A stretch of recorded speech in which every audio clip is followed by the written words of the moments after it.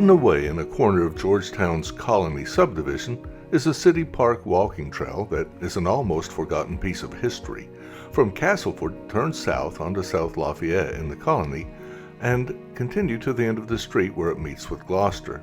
Between 124 and 126 South Lafayette, you'll notice a small concrete sidewalk between the two houses.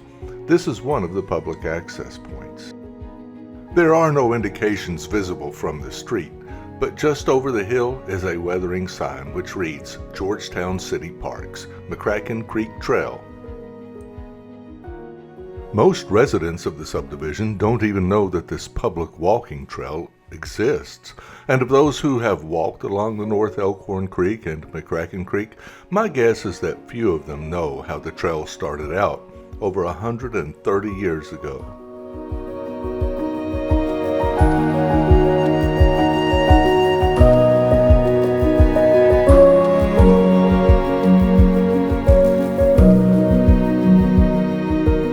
Along the trail, you'll see several turtles sunning themselves on logs or on the creek banks, a few wildflowers, and if you look closely, you'll spot the decaying railroad ties and the ballast that were used for an old, forgotten railway. I would recommend good shoes, though, as this trail can be covered with leaves in the fall. They can be slippery and hide the unevenness of the old railroad bed.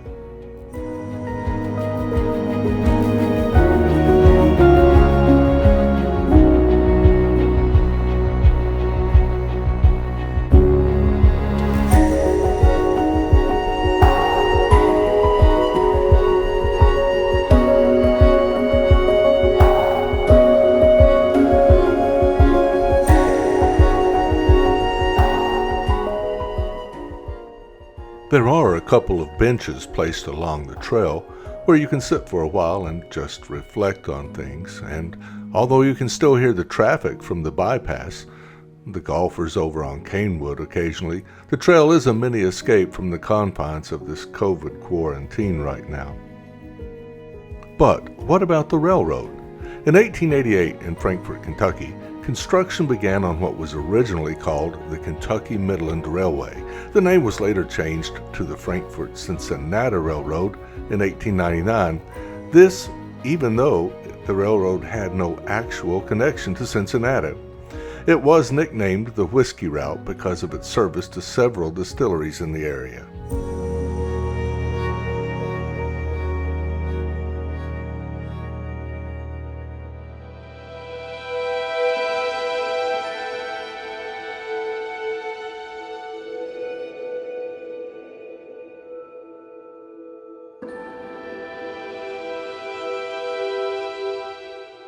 During April of 1889, a trestle had been completed across McCracken Creek, and to test it, they took a locomotive and some flat cars loaded with iron across it.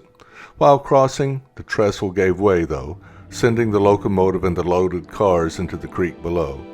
Sadly, some of the rails fell on one of the observers, 14-year-old David Franks, crushing him to death.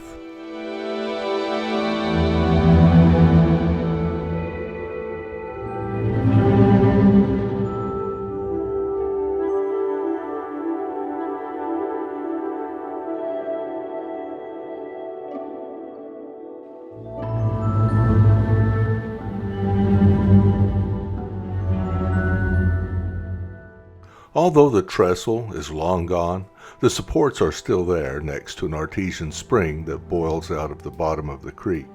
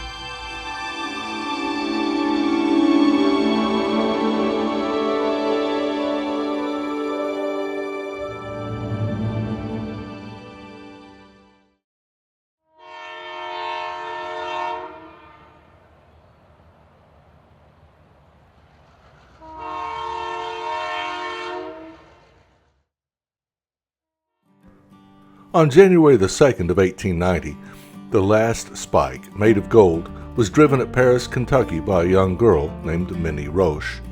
The railroad had 2 steam locomotives at this time, but only 1 passenger coach. They also had 5 stock cars, 9 box cars, 12 flat cars, and 1 caboose. The locomotive was able to pull a few cars at speeds of up to 40 miles an hour, which for 1890 was quite a feat. Coal-fired steam locomotives were used by the railroad until after World War II, when in 1946 the railroad purchased its first General Electric locomotive. In October of 1909, the Frankfort and Cincinnati was sold to the L&N Railroad, but the Kentucky Railroad Commission objected to that sale, and in 1912 the sale was annulled. Supposedly, there were some secret meetings held in Georgia in a private rail car that pertained to the sale of this railroad at that time.